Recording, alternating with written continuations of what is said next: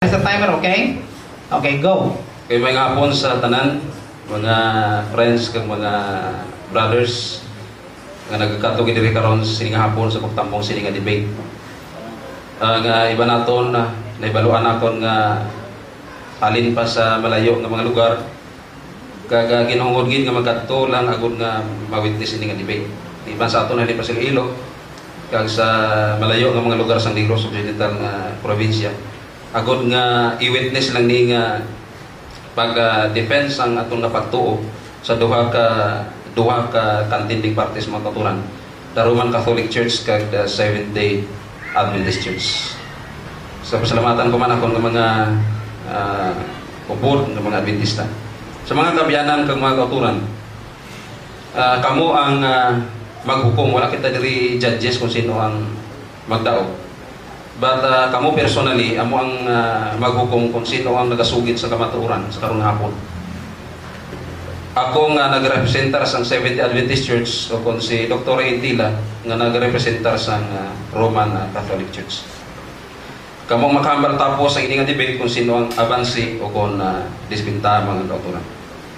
So, abi niyo, wala gid sa amon nga vocabulary ang debate. Wala na sa mula namon gina-entertain ang debate. Apang bangot sa request ni Dr. Ray Taylor kag sa mga kaupdan naman niya sa Catholic Faith Defenders mga kautunan, daw kabudlay balibaran ang iyang request mga kautunan na muna nga yari kami diri just to present mga kautunan nga the papacy is not even found in the Bible. Suno sa proposition mga kauturan nga it was Jesus Christ who established it. It was Jesus Christ who instituted it. Just to prove that mga kauturan nga wala na siya sa Biblia. Okay. So, ang topic diri according to the Bible alone mga kauturan, iti ining Bible alone. Suno sa aton nga naibaluan amo ni ang root mga kauturan sang pagsipak sang mga una mga kaparian sa una tungod sining paggamit sang Roman Catholic Church mga kauturan nga outside sa Bible. Muna nga ang Seventh-day Adventist sticks sa word nga Bible and the Bible alone. So kung di mo na mabasa sa Biblia, anong imo nga claim? Anong imo nga ipabugal dira? Anong imo nga ipahayag dira nga wala manggaling sa Biblia? Okay. The papacy was instituted by Jesus Christ. Kag hindi gid siya mga kauturan maghambal nga guwa sa Bible. Iti Bible alone mo. Ang Bible alone nga pareho na siya sa Bible only. Okay? Hindi gid siya mag-quote sa mga statements nga hindi nasulat sa Biblia. Kag bangod kay siya nga affirmative mga kauturan. Paninguhaan niya nga mapamatudan ng papacy instituted gid ni Kristo according to the Bible alone. According to the Bible alone. Bisan nakahibalo ko mga kauturan nga bisan nga ni ang word nga papacy wala sa Bible. Ang word nga po wala man sa Bible. Nagaklaim nga si Pedro una nga po wala sa Bible. Mayara na bishop pero pamatudan ko karon dugay-dugay mga kauturan nga inang bishop da sa Bible hindi na mga Katoliko. Ako na matudan dugay-dugay mga kauturan ko mag-insist ginang ako nga katubang sa karon nga hapon. So ang ako naman nga role is to negate sa sini nga topic.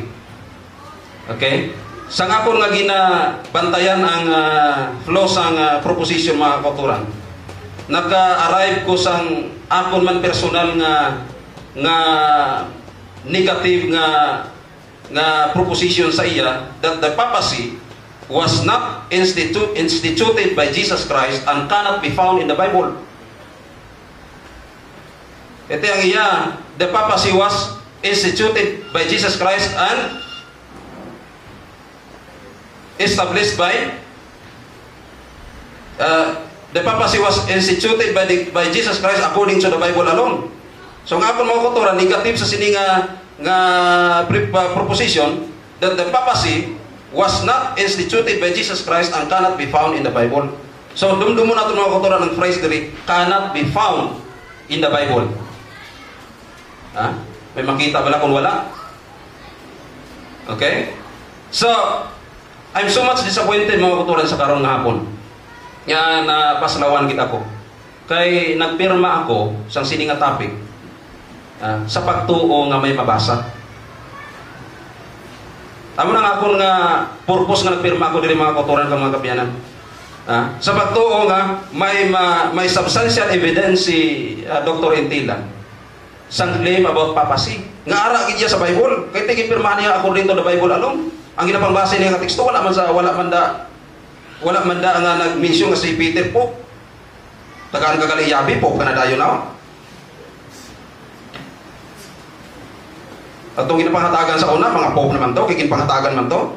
Dason kun basahon ko nga hindi lang si Pedro ang gintagaan.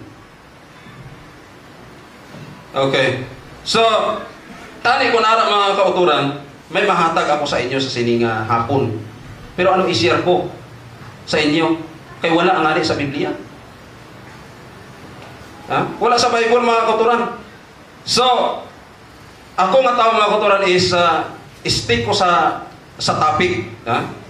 Kaya sorry to tell all of you mga kauturan, nga wala gid ako ma-share sa inyo about papasigat, hindi ko nga di mabasa. Di ko mabasa mga kauturan. Kaya wala ako sing mabasa about papasi. Ang primero gin-mention kanina, Matthew 16:18 mga kauturan, bisan ubuson pa na halin sa book na halin sa